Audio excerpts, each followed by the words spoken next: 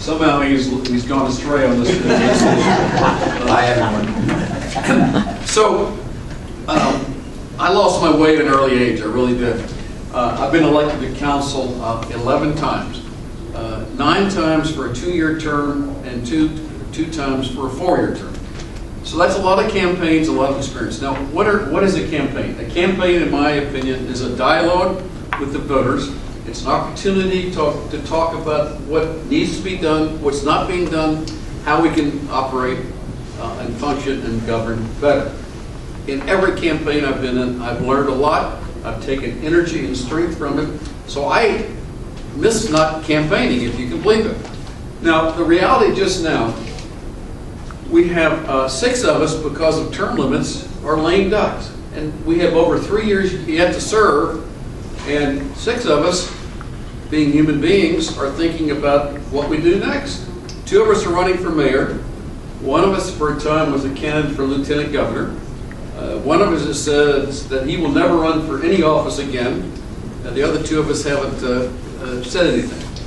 And as Craig suggested, if you are a lame duck, you may invest less energy into being connected with your constituents than you ought to. And my observation is that has happened and is happening, and that's not good. So that's my concern about sticking with 4 years. Now, people say, well, they don't like to have elections so often, so that's why we went from 2 years to 4 years. Yeah, and Greg has a staggered term idea.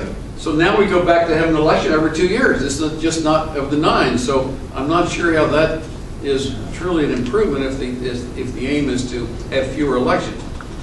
The reality is that the people who are going to be here for the next election and who are not lame ducks are already raising money. It just gives you 4 years. So if I were planning on running, able to run in 21, I would have my 2018 fundraiser, my 2019 fundraiser, my 2020 and my 2021, because it would give people to forget about the last one and say, well, gee, yeah, I support Dave and I'm going to participate in his fundraiser. So at the end of by the time the election rolled around, I would have even more money, and I'm not sure that is a good thing. So those are my thoughts. Greg touched on the term limit issue. Issue 11, which is the staggered term, has the ordinance that's adopted has this complicated chart that explains who is or is not able to serve 10 years.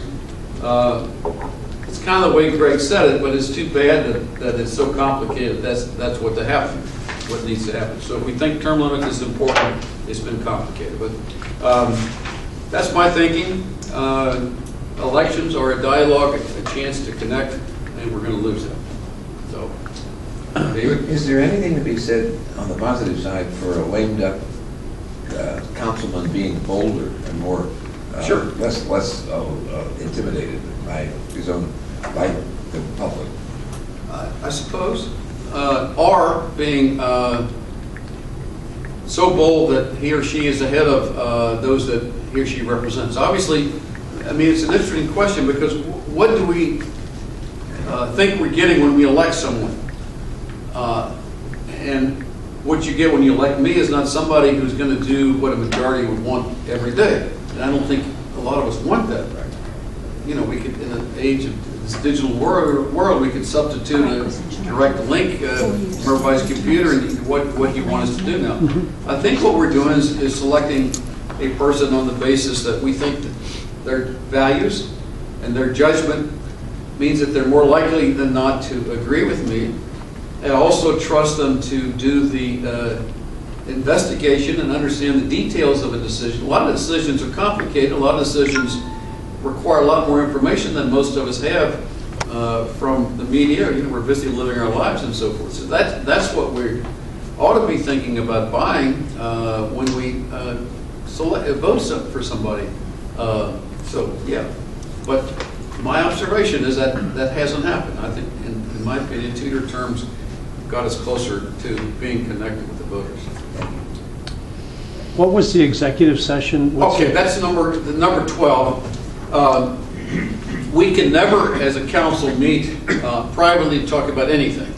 there is an Ohio state law that sets up a framework that other municipalities and county commissions and so forth adhere to. Because of some litigation that went the wrong way some years ago, which we didn't appeal, we can't have any private meeting of 5 or more.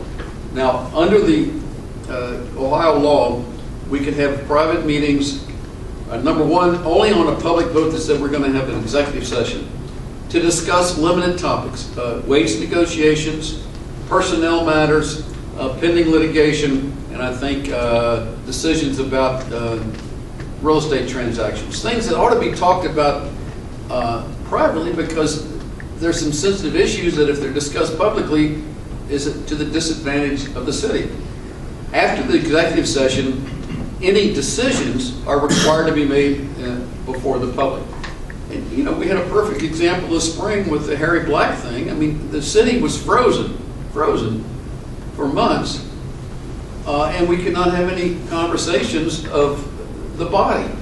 Now, what did we do? We had a lot of conversations of 2 or 3 or 4, which is legal, but not all of us were sharing in those, and I don't think that's the way you want decisions to be made. So when I was on council before, this is something that was permitted, and we routinely met about things, and trust me, given the way city council operates, the 9 of us weren't going to allow secrets to be kept very long, because all you do is whisper to a member of the media if you think that there's something that ought to be disclosed, and it's disclosed. So I think 12 is a very good step.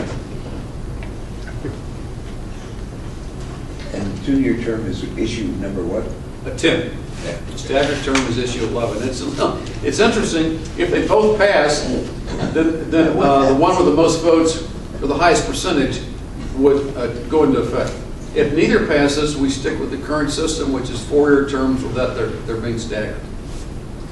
Sorry not to know this, and if it's not worth even discussing, then say so, but any chance of getting rid of term limits? I would hope so. I think they're stupid, but you know. Is it a constitutional amendment? I don't even know. Well, the charter would have to be amended, and I was, you know, there was a time in this country when everybody was talking about term limits who was a Republican. And what was driving the discussion was the fact that the House of Representatives had not been Republican controlled since the 40s. And people were pledging, you know, to leave after 2 or 3 terms. They were pledging to support a constitutional amendment. In '94, which is when I was asked by the voters of the 1st District to please spend full time at home, the House became Republican, and the Republican energy in the supporting term limits disappeared.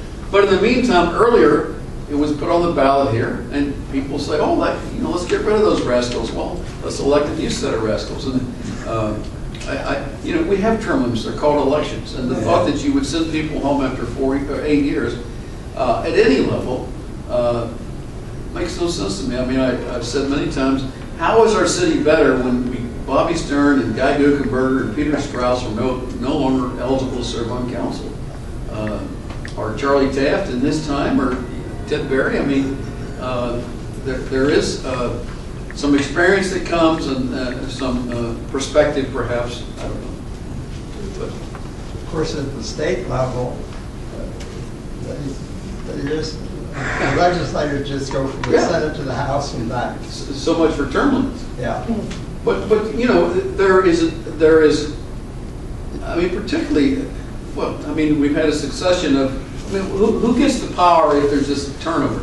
Lobbyists and people on the outside who know more than the people on the inside and can impact it. I mean, I think it's personally terrible for our democracy. Keep the faith. Thank you.